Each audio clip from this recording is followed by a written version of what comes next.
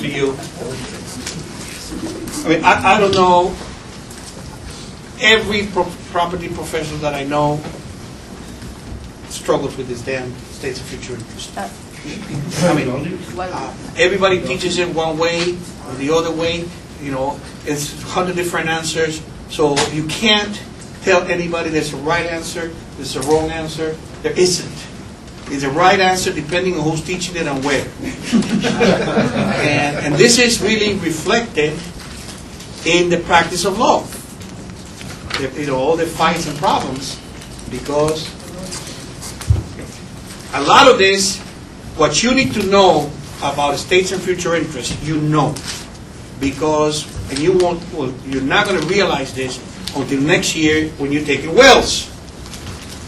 And a lot of my students and Professor Davis' students come back and say, "Thank God that you drilled this on us," because the first day of class, when he starts talking about life tendencies and tendencies, determinables and stuff like that, the basic definitions, half of the class doesn't know what he's talking about.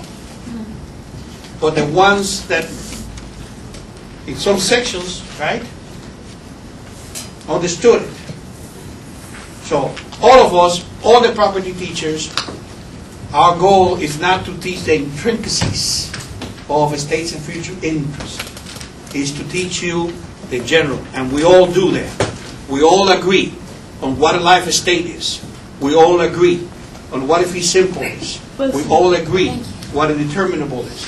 We all agree what a remainder is. We all agree what an executory interest is. We all agree on those basic terms. Right? What I warn you is that I'm telling you right now, you're not going to see a problem that says all to A for life, then to B, and then to C if C is married. Because the person that writes those questions It's me. No, this is being on tape. You don't want to say that. Wants to know whether you can see it. I can teach a high school student what a fee simple is, what a life estate is. But you're lawyers, you're not students, and nobody's going to come to your house and say, well, I would like to have a fee simple, but I want to make it determinable. But in the case that we cannot make it determinable and use so long as, why don't we just, without violating the rule against perpetuities, so in the test, what you're going to get is O and A and a long paragraph, which is a story. It's a story. And you need to take that story and put it down into a graph. Because 3/4 of the story, that's what it is. A story. So my suggestion is that you take that question and graph it into O to A, and then to B, then to C, and then work it from there. The problem with doing that is it takes what? Time. So what I would do, it's up to you, unless it's clear to me when I see the question, I will put it to the side and wait till I'm done with everything else, and then I will tackle those. That's what I would do. Unless it's clear. I mean, if you do happen to see O to A for life, then to B, A has what? Don't put it aside. Right? If it's clear, answer it. But if you look and it looks like Jose and Pepe, they did blah, blah, blah, and they went hunting and they did this and they did that, and they didn't know, and suddenly he said, well, I want you to do this for life, and then it's not clear what the grant is, I would say, skip it and get to more. That's my suggestion. Now, the warning is, when you skip things, be careful, because every year somebody comes after the test and says, oh my God, after I was done, I was on answer 48, and I don't remember where I skipped, and everything is out of whack. And the answer is sorry. Sorry. You cannot, for purposes of test taking, once the test is over, you cannot go to my office to rewrite the answers. But they're here in the test. Doesn't matter. So, what I'm suggesting is, if you skip, be very careful that the next one that you fill in is in the right spot. And that's a warning to those of you that like to do the test and then fill out the blanks later. Okay? I'm just saying that because you told me to skip and I did, and because of that now I screwed up and just. So I'm going to tell you the basic stuff. I can't teach you this any better. I can't teach this any better. I don't know how to. As best I can. Now, if it helps you, good. If it doesn't, good too. Present possessory estates. Quickly. We're not even going to get into the first limitations. We know what a fee simple is. We know what a life estate is. And we know what a estate for years is. And we know why they are a fee simple, why they are a life estate, and why they are a estate for years. Fee simple because it says all to way and his heirs. Or it says all to way. We know that, right? Life estate because it says what? All to way for life. Life estate for years because it says all to way for X number of years.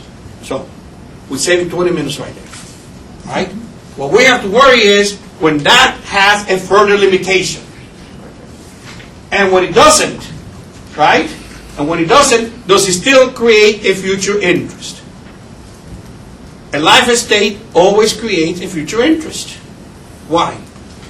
Because it's smaller than the fee simple, right? And stay for years always creates a future interest. Why? This is going to terminate and it has to go somewhere.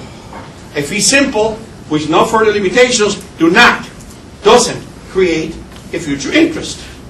Because I gave you everything. Right? So, let's talk about those further limitations. First limitation is in the present possessory estate. And there are three.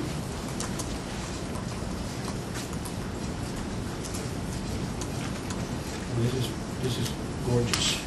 And there are three, right? Determinable, the limitations that make them determinable, the limitations that make them subject to a condition subsequent, and the limitations that make it subject to an executory limitation. All these are names of qualifications to present possessory estates, not to future interests. To present possessory estates, right? So, if you have a fee simple that's further limited, meaning something can happen that would terminate it before it's supposed to terminate, that is going to be a qualification, and it's going to have to be one of those three things. If you have a life estate that can terminate, that there's a condition that may terminate it before it's supposed to be over, that's going to be one of those three limitations, etc., etc. So let's use the fee simple. What are the qualifications? Let's use the fee simple O to A and his heirs. Okay? If the qualification uses the word so long as,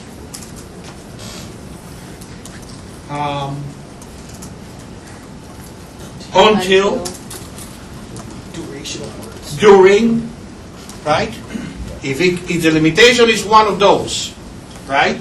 And upon the happening of the limitation, the grant returns to the grantor, is determinable. O to A and his heirs as long as A doesn't smoke. So long as A doesn't smoke. What happens when A smokes? It goes back to whom? The grantor. Why is it determinable? So long as. Right? This is rough, tough, rote memorizing, but that's the only way, best way to learn. And the only thing we can get away in terms of intuitive understanding is listen to those words. So long as, right? They are what? Durational. It's time. So long as long as, right? Until, those things are durational. Durational. So that gives you a hint. Key here, when that happens, automatically goes back to the grantor. Grantor doesn't have to do anything. Automatically goes back to the grantor. That's the difference between a determinable and a condition subsequent. In the condition subsequent, the grantor, once the condition happens, right, the grantor has to do something. That's why it's called condition subsequent to something, right? So it's a condition subsequent to the condition that terminates it. So the first thing is it's a condition that terminates the grant, right? Then there is, there's another condition that once it's terminated, it's a condition that the grantor must do something. And in that case, the words we're looking at are on condition that, but if, provided that. Memorize those words. However, if you don't see those words, what are you looking at? Conditional. Rather than durational. So long as opposed to upon condition that. Listen to that. So long as, upon the condition that. So long as is time, right? Upon the condition that. Conditional on something. That's the difference between determinable and subject to a condition subsequent. And in both of those, it goes back to, once the condition occurs, either goes back to the grantor, or the grantor has to do something to come and get it. All right? So that's determinable, subject to condition subsequent. The third one is subject to an executory limitation, meaning there's a condition that would terminate it, but this time it goes to a third party. Right? Goes to a third party. Or to and his heirs, so long as they doesn't smoke. But if she smokes, then to be. Right? Now here's the problem. We have so long as, but if. Doesn't it? There appears to be a conflict here. So long as, but if. Right? But remember, the but if is out of the, to if like so long as he doesn't smoke. Bam! But if. So the condition on the smoking is not the but if. The condition on the smoking is the condition is so long as he doesn't smoke. That's what further limits it. The but if doesn't limit it any further. The but if tells you, if that happens, then something else. You understand what I said? In that case, since this goes to a third party, this is called subject to the condition subsequent. Executory limitation. Okay? So far so good? I don't think you'll have problems with this. I think you all understand this very well. So let's move on. Since there is a condition, since it's a qualified estate, qualified meaning there's a condition that may terminate it, or it will terminate. It doesn't last forever. A life estate is a qualified estate. A term for a year is a qualified estate because it will terminate, right? All this create sometimes certain interest in the grantor. Now, the interest in the grantor are called reversion, possibility of reverter, and right of reentry. Grantor cannot have a remainder. Grantor cannot have an executory interest. Grantor can have a reversion, a possibility of reverter, or a right of reentry. Now let's do some rote memorization. Not rotten, rote memorization. Okay? And you can think about it. If it's determinable, it's going to be possibility of reverter. You can spend the next 10 years writing essays about why and the intricacies of that. I'm not going to do that. Hey, if it's determinable and it goes back to the grantor, what the grantor gets is a possibility of reverter. Now, you can't get that wrong unless you call it something else. If you call a determinable subject to a condition subsequent, then you're going to get the interest in the grantor wrong. Because the interest that the grantor has when there is a condition, and it's determinable subject to a condition subsequent, is called the right of reentry. So as long as you identify that present possessory estate correctly, you're not going to miss the interest in the grantor. Right? So your job is to determine the present possessor interest correctly. All to A so long as A doesn't smoke. So long as sounds like what? Durational, right? So long as usually means what? Determinable. It's clear in this case. This is determinable. It's determinable because what? It goes back to the grantor. That's why it's determinable.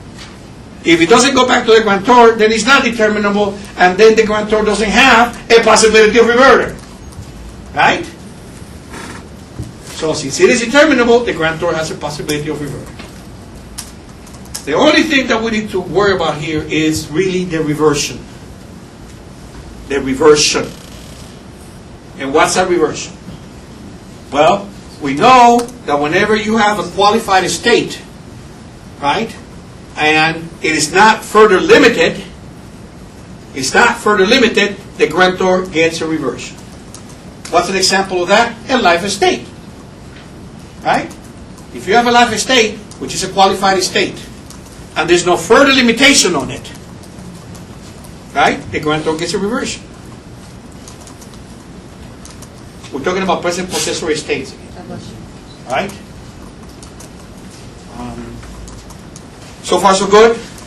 Let's move on to then the interest. Yes. Real quick, I'm sorry. Right of reentry is subject to a condition Subsequent. Yes. and that's it? Yes. Okay. That's it. All to A on the condition that A doesn't smoke. Right? She smokes. What happens? And go back to grantor. He goes back to grantor. But the grantor is going to have to do something because it's what? Now, what is it that allows the grantor to do something? His right of reentry. Okay. If he doesn't have a future interest, he doesn't get anything. Okay. All to A and his heirs. Right? A dies. What does the grantor get? Nothing. He doesn't have a future interest. Why? Because that was a fee simple absolute. He wasn't qualified. So he doesn't get anything. Why can't he come in and take it over? Because he didn't have a future interest. The only time the grantor can come in and do something is if the grantor has a what? A future interest. Right? All right, what are the interests on the third party? There's only two. There's only two of them. Reminders and executory interest. So the first task, if it goes to a third party, is to decide, is this a remainder or is it an executory interest? That's the first task. Don't do anything else until you determine that. A remainder is a future interest that follows a present possessory estate, which is on a third party, and it follows naturally upon the termination of the prior estate. The future interest simply sits there waiting for the prior estate to terminate. He's not sitting there for the present possessory estate to do something wrong. If he's waiting for the prior estate to do something wrong, then it's not a remainder. It's an executory interest. Right? All to A for life, then to B. B doesn't have a present possessory interest, right? B has an interest on when A dies, right? So what does B do? B sits there doing what? Is he waiting for A to smoke? Is he waiting for A to turn 50? He's only waiting for A to do what? Die. Right? And when A dies, does he have to wait to get it? No. The moment A dies, it passes on to him. There are no gaps. That multiple question tricked you.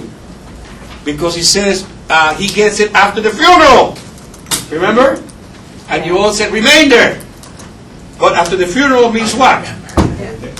He doesn't go immediately. He has to wait. Even if it's 2 hours, there's a gap there. That's not a remainder. That's an executory interest. Okay? You can have the property after my will is probated. That's not a remainder. That's an executory interest. Because you have to wait. After the person dies, you have to wait for something to happen. Remainders are two kinds. We're going fast. We're almost in the fifth week of this stuff. Remainders are two kinds. It's true. Good stuff. It's true. But we can do that now because you know this stuff. Let's go. Remainders are two kinds. Vested or contingent. By the way, you can't forget about Shelley's rule. You can't forget about merger rule. Forget about all that. Okay? Can. Forget it for now. Oh. It's good stuff. It's not going to be, don't waste your time with Shelley's rule now. You learned it already. It's at the bar exam. You're going to need it for wills and trust. But from today on, until the next 2 weeks, you don't need it. So don't waste time with Shelley's rule, the merger rule, and worthy of title. Because it's not going to be on the comprehensive exam. Okay? So, remainder, vested. Two conditions. Number one, we know who the person is. And two, there's no condition for that person to take it. This is where you all drown. Condition precedent. Condition to take it. It is possible to have a vested remainder that remains vested, right? And you could do something that can happen before the present possessory estate dies and you lose it, even if it's vested, right? And that's called a condition subsequent. It is a contingent. It is a vested remainder when you got it. Now that vested remainder that you got is conditioned upon you not doing something before the present possessory estate ends. Because if you have a vested remainder, right, and you do something before then it goes to somebody else, that's a vested remainder subject to complete divestment. And that's all we're going to talk about. Complete divestment. Let's not talk about the difference between complete divestment, subject to an executory limitation, vested remainder subject to an executory limitation. Remember the struggles we had about that? Oh, yeah. Subject to complete divestment. Period. Whether it's before or after, doesn't matter. Subject to complete divestment. O to A for life, then to B. However, if B happens to get married before A dies, right, then he will go to C. Right? Now, B has a vested remainder, doesn't it? Because it follows naturally from, he's going to get it when A dies. There's no gaps, right? There's no other conditions, correct? So he gets it. We know who he is, and there's nothing that he needs to do to get it. However, since he already has that future interest, it's vested, right? However, he needs to do something now before A dies. He cannot do something. Because if he does, that vested remainder is going to go to somebody else. The vested remainder is going to divest. Completely. You see why? The difference is this. O to A for life, then to be if he's married.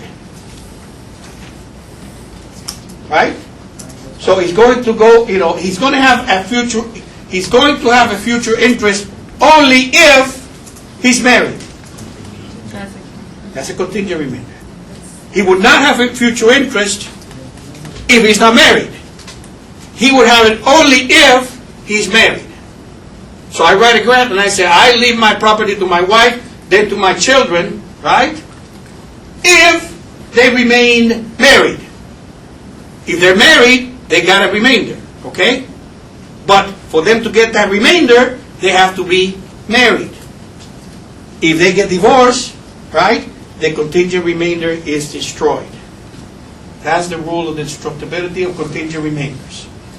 In the final exam, in my test, I will tell you that the jurisdiction follows the rule of destructibility of contingent remainders, meaning that if he gets divorced, he loses it. And he goes back to the grantor, right? Contingent remainder, when there's a contingent remainder, there is a future interest in the grantor, which is a reversion. Right? But In the modern jurisdictions, there's no destructibility of the contingent remainders. It becomes an executory interest if he's not married, which sits there until the time that he gets married.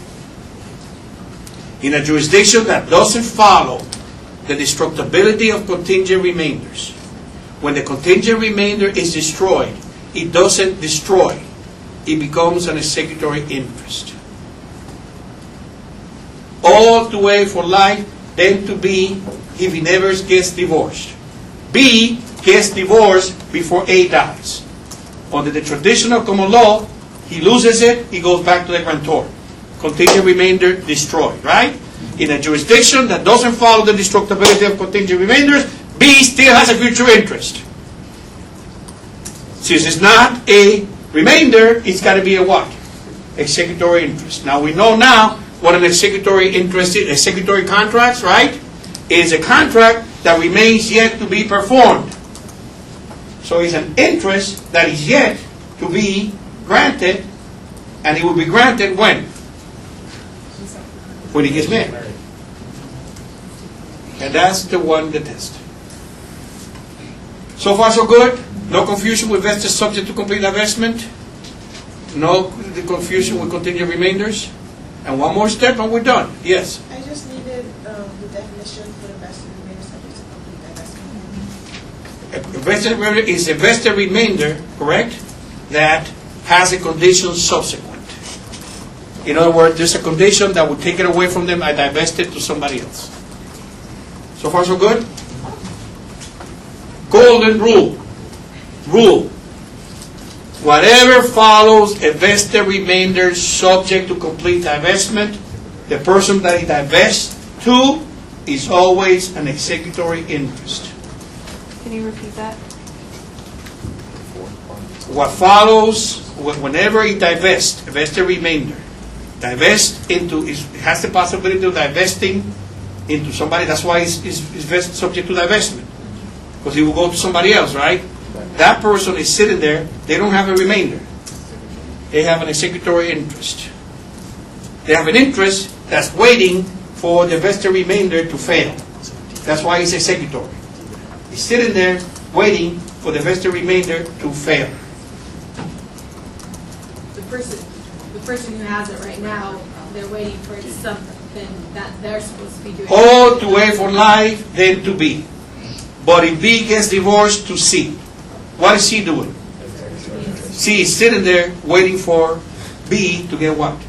Divorced. Because C knows that he's not going to get it unless B gets divorced, right? But B got it. So it's vested, right? So in that case, what C has is an executory interest. When you have a contingent remainder, what follows that contingent remainder is another contingent remainder, always. And I don't care what your commercial outline says. A contingent remainder is not followed in most instances by an executory interest. Unless we get perverted and do something stupid, like say, all to A for to life, then to B if he's married, but if he's not married, to C 1 day after B dies. Right? And that's perverted. That could happen, but whenever you see a gap, you know it's going to be an executory interest. But generally, that's not what you will see. Right? So far, so good? Final point. Believe it or not. Executory interest, two kinds. Bringing and shifting. And I don't need to go into that. Will you do that? No. This is on film. Oh, we forgot one vested remainder. Subject to open. Subject to open. You have vested remainder absolute, correct?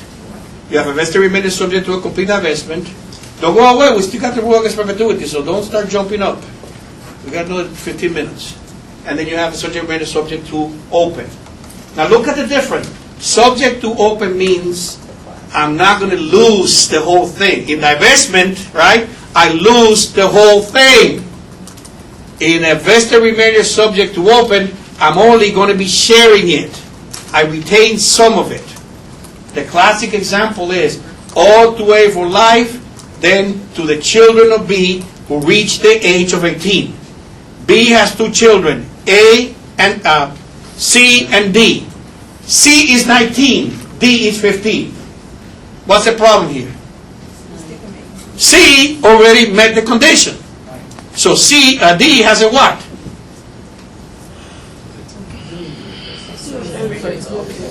D has a what? Vested remainder. There's no conditions anymore. He met the condition, right? However, there's something waiting there. There's a possibility that when the other one gets to be 18, he's going to have to share it. So it's a vested remainder subject to open. As long as the class is open, right, he's subject to whoever else meets the condition. Now, if A dies, right, before the other one meets the condition, too bad. Too bad. Too bad. So far, so good? Let's quickly look at the chart that I gave you.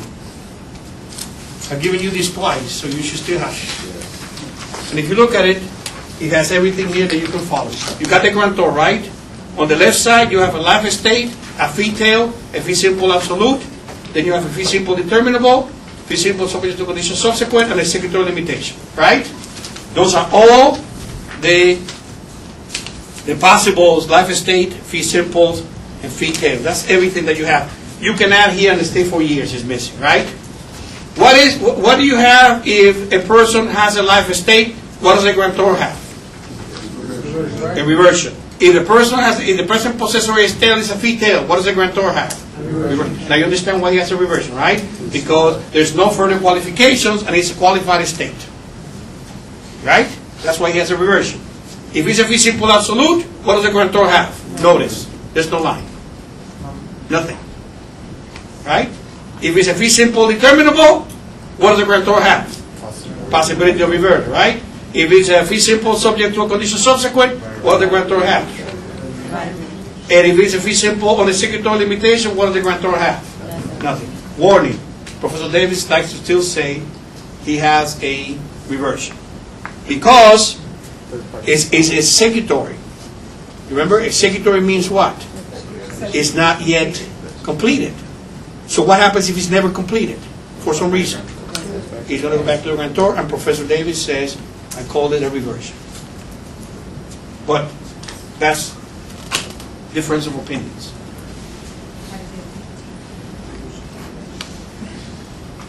Okay, then you ask the first question. Look at the future interest. Is there a gap? So, let's say you have a life estate and there's a future interest in a third party. Right? Right? So the first question is there a gap after the funeral? There's a gap there, right? If there's a gap, what do you go to? Executor limitation. Executor interest, I mean, right? If there's no gap, what do you have? A remainder. You see that there? You see the graph and now it goes? Okay, if it's a remainder, you ask yourself, is the grantee born and ascertained? And the answer to those two questions is yes. What do you have? Just a remainder. If it's born and ascertained, and the only condition is the expiration of the prior estate, right? That's vested. If either one of those answers is no, it's what? Contingent. Correct? If it's contingent, what does the grantor have? Anytime you have a contingent remainder, the grantor has a what? Reversion. See that? How the line goes up? If it's vested, if the class can increase, if the class is subject to open. If it can be lost before it becomes possessory, is vested subject to complete divestment. Got it? The graph tells you everything. Is this what we talked about? Yeah. So work some problems out. The only thing I warn you is that you're going to work a lot of problems that are all to A for life and to B, right?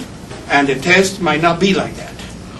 So what I suggest is, if you have a narrative, what you do is what? Break it down to O to A for life, then to B. That's what you do.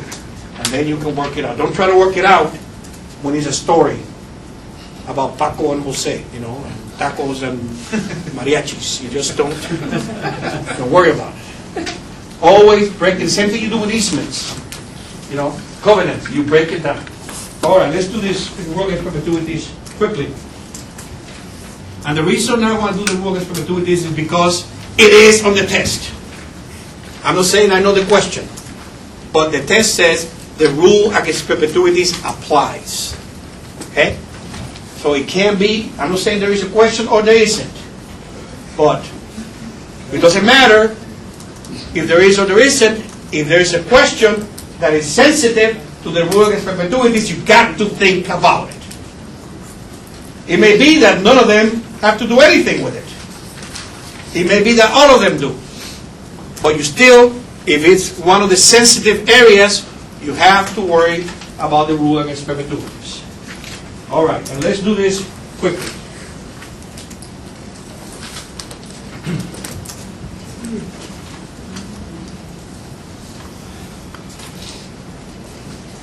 What's the terminology we need to understand? We need to know what the measuring life is.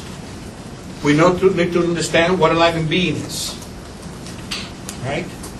What's the measuring life? Is the person who you're going to use to count the 21 years. And to put it better, the measuring life is a person whose death would affect the condition. Right? O to A for life, then to B if C climbs the Sears Tower. Right? Does the death of the President of the United States affect whether C climbs the Sears Tower or not?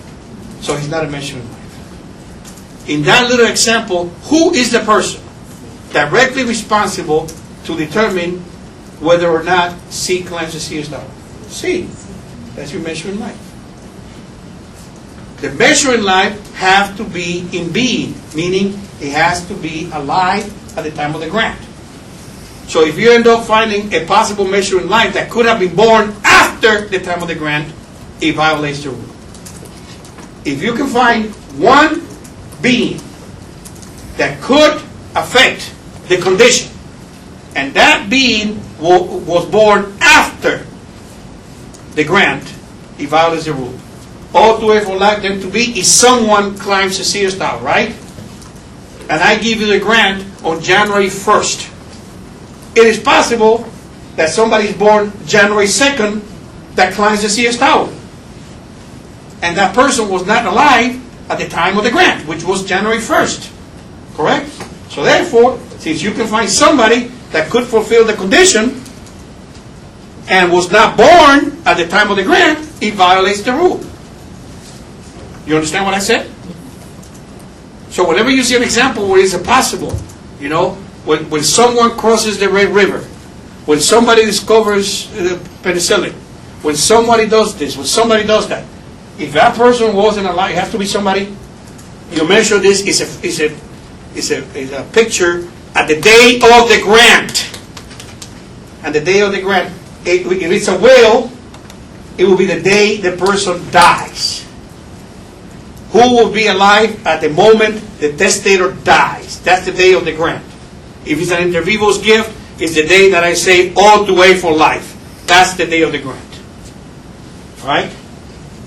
That's the definition of living being. A person not born yet can be a measuring life. That doesn't contradict when I'm saying that. That's the gestation rule. Mother is pregnant. The time of the grant, that baby can be a measuring life.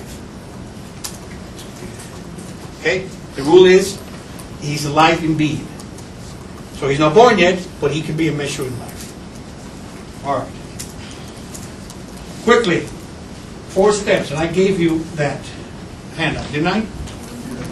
4 steps. First, you find the measuring life. And of course, that measuring life has to be alive. Hence, not necessarily inclusive of all of them, but in general. If you see a situation where the contingency is that a person must do something, right? That is resolved by the death of that person.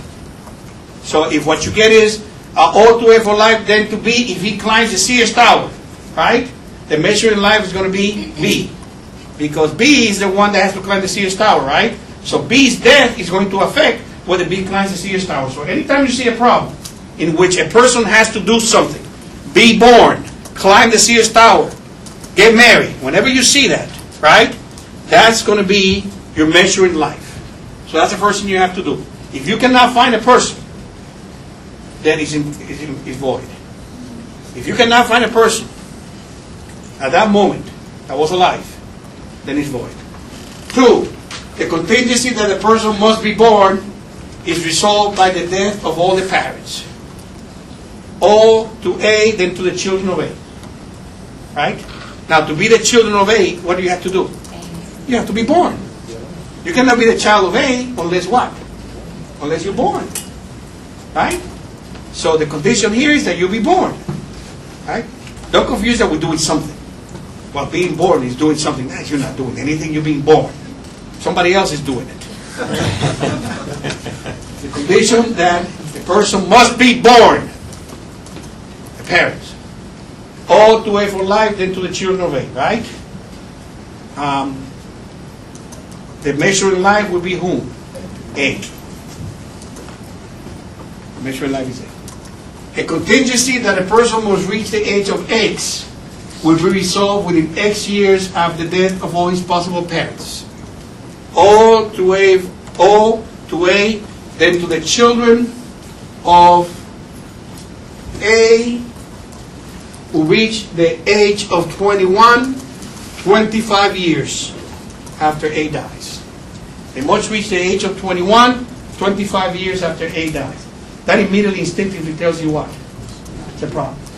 Not the age of 21 is a 25 years. If I say to the children of A who reach the age of 100, 3 days after A dies, that's valid. Isn't it? Listen to me. O to A for life, then to the children of A who reach the age of 100, 3 days after A dies. Right? Well, we know the measuring life is who? The parent. Right? So, when A dies, do we have to wait 21 years after A dies to know whether the children reach the age of 100? No, because we're going to know, it says within 3 days. So all we have to wait is 3 days. You see? But yet I said 100 years. Don't get fooled because you see 100. Do you see what I'm trying to get to you here? I change that and I say, O to A for life, then to the children of A who reach the age of 300. Oh, violates the rule. No, it doesn't. Why not? Right? They must do something. Reach the age of what? 300. Right? So, who are the ones that must reach the age of 300? The children of A. Now, we got a problem here. What's the problem? There might be a child that's born the next day who reaches the age of 300. Isn't it? Because we said the children of A, all the children are not born that day. They're not born that day. Another child might be born. Right? So that seems to violate the rule. But this is only when you have, it must reach the age of X within. So anytime you see, must reach the age of 100, 25 years after. Must reach the age of 23 years. Anytime you see that, he violates the rule. He's going to have to be within 21 years. To the children of A who reach the age of 100 within 10 years. Now the reason the prior one is not invalid is because, again, to be the children of A, you have to be what? Born. So when A dies, we know whether or not. So it's valid. The prior one is valid. Now we know who the measuring life is, right? The next thing you do is you ask yourself, do I have to wait 21 years? That person has to wait to know whether the condition is met or not. O to A for life, then to the children of A who pass the bar exam. Right? O to A for life. Children of A. Now, two things happen here. Number one, they have to be born, and two, they have to do what? Pass the bar exam. Correct? So let's take the first one. Since they have to be born, who will be the measure in life? Parents, right? Do we have to wait 21 years to know if the children of A, if any, pass the bar exam or not? No, you don't. Because when she died, she either had children that passed the bar exam or she didn't. You don't have to wait. That's valid. In that case, don't worry about the second part, which is that they must be born. Right? And don't worry about that. You only do the first one. I mean, do something. Graduate from law school. Don't worry about that part. If you can take care of the first part, then you don't do the second one. Because if you only do the second one, we have a problem. Right? Because we don't know who is going to... There might be a child born the next day who passes the bar exam. So in that respect, it's invalid, correct? But what makes it valid is the fact that you can measure it by must be born. Do you understand what I'm saying? There's two conditions here. One, they must be born. In that case, who's the measure in life? Parents. And the second condition is that they must graduate from law school. Who has to do that? The children. We don't know who they are, so that's a problem. Right? If we can take care of it on the other one, who must be born, then it's okay. As long as it passes the muster on the first part, the fact that it doesn't pass the muster on the second one doesn't matter. You get me? Yeah. And pay attention to that. You know, learn those three things. Because you can have two of them, you can have three of them together at the same time. All right. What you're going to do is, the last thing we're going to worry about is, what are we looking for? Danger signs. Let's look at danger signs. And I gave you that sheet about the danger sign, right? Let's look at examples. I gave you the ones that give you the danger sign. First danger sign, when the condition is not personal to someone. That's a danger sign. All to it for life, then to somebody. Right? Somebody climbs to see a star. What's the problem there? It's not personal. Right? All to it for life, then to those that maintain the property, you know, or anybody. You see what I'm saying? That's a danger sign. There's an example right here. All to it for life, then to be. But if the land is ever used for a tavern, then to see. What's the problem there? Who is the one that has to use it for a tavern? Not personal. How do you make this valid? By saying, all to it for life, then to be. But if B uses the tavern, then to see. Now we know who is a person. Right? B is personal. Before, we didn't know who. It wasn't personal. But if anyone ever uses a tavern, right? In the second example that makes it valid, you have B. See the difference here? But if the land, but if B. This is personal, is it? Personal to B. The first one is not. You got it? That's danger sign number one. Danger sign number two. When you see a stated period of more than 21 years, just a danger sign, I didn't say it's wrong, I just gave you an example where it's not. Right? All to it for life and to the children of A who reach the age of 100. That's valid. It's not valid on one side, but it's valid on the other one, right? They must be born. All to it for life, then to his children who reach 25. A has one child, B, who is 25. What's the problem?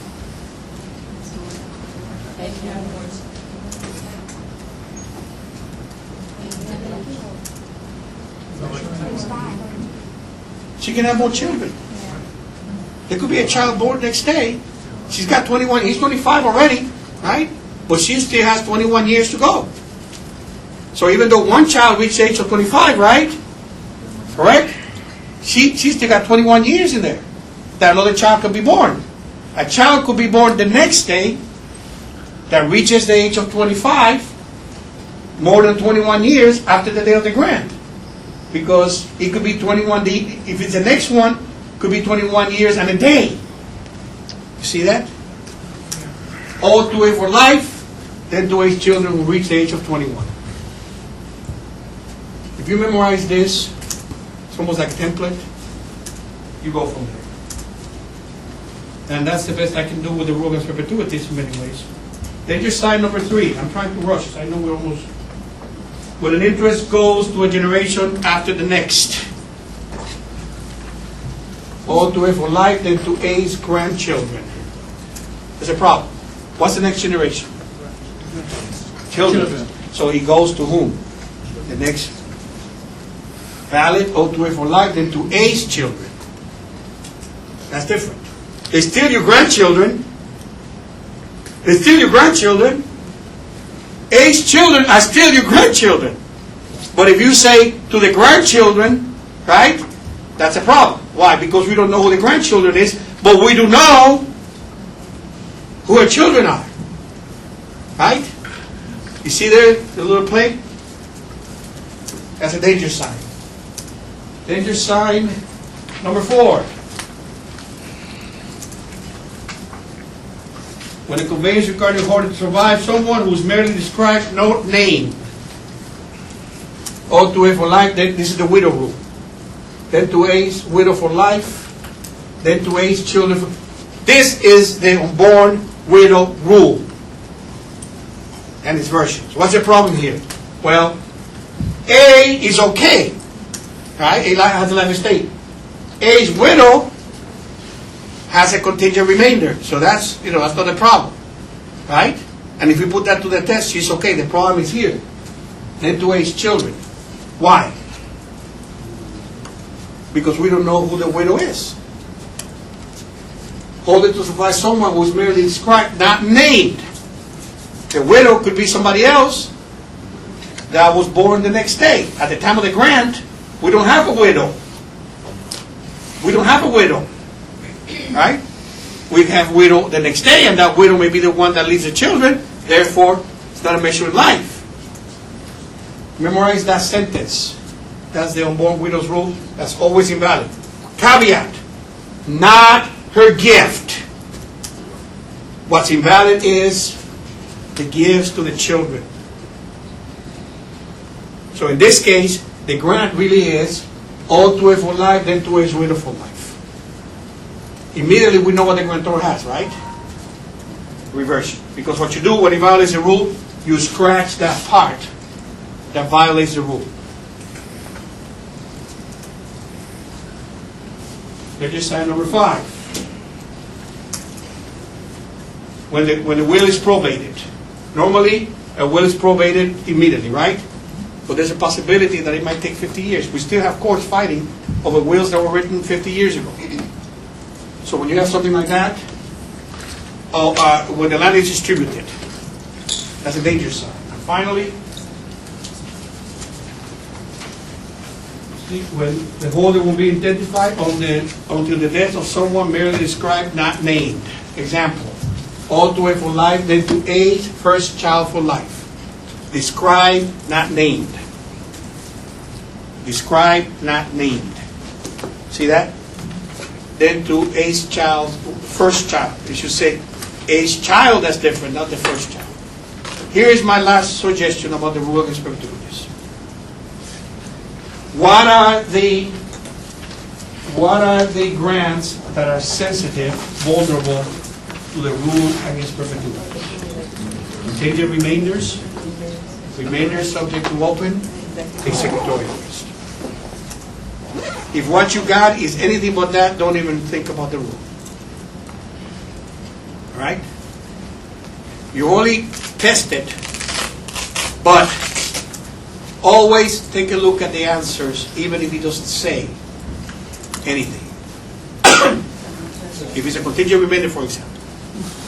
O to A for life, then to B if someone climbs the Sears Tower, right? Well, first of all, B has a contingent remainder. No. O to A for life, then to B if someone, B has a contingent remainder, doesn't he? Why is it contingent? Because there's a condition there, isn't there? And the condition is what? That he climbs the Sears Tower. So, one of the choices is going to say contingent remainder. 1, that's the remainder. 2, contingent remainder. C, right? O has a reversion. A has nothing. You understand? That's what it says. Or B has nothing. The same. Well, your first reaction is to jump and say, hey, contingent remainder. Isn't it? But that's not that's correct. But there's a problem there. One of the choices says he gets nothing. Right? That's the best answer. Why does he get nothing?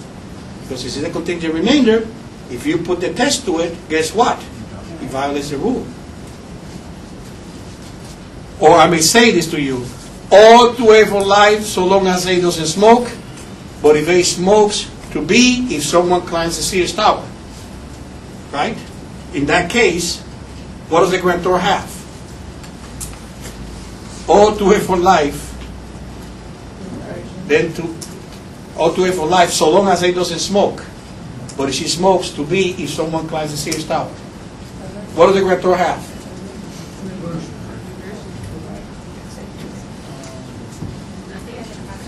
Possibility of reverter. Isn't it? All to A for life so long as A doesn't smoke. But if A doesn't smoke, to B if someone climbs the Sears Tower. Now normally, if the grant to B was correct, right, B would have an executory interest, A would have nothing. Right? Look at the chart.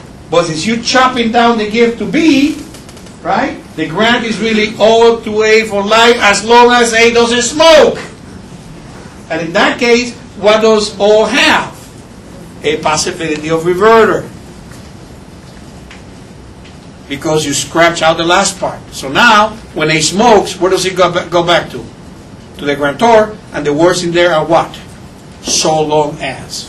Do you see my point about where you need to be careful? If you have a contingent remainder, a remainder subject to, a vested remainder subject to open, or an executory interest, look carefully at the answers. Because if somehow the answers give you nothing, or it tells you that it goes back to someone, correct? There's a possibility, if in that case, if it gives you, grantor has a possibility of reverter, flag. Hold on a second, right? I got a determinable, possible determinable if he violates the rule. If I have a determinable, the answer is a possibility of reverter, right?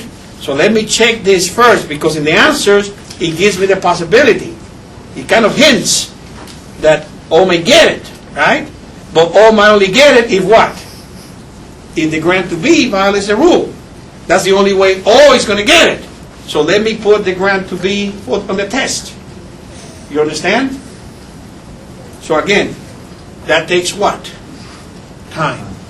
Now if you do this on question 5, and you spend 20 minutes doing this, which might take 5-10 minutes, what have you done?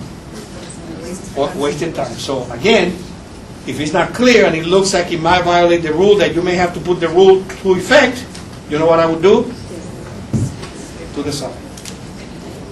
That's what I would do. Okay? Now, tomorrow we're free. Saturday, my understanding is I'm doing something with Balsa.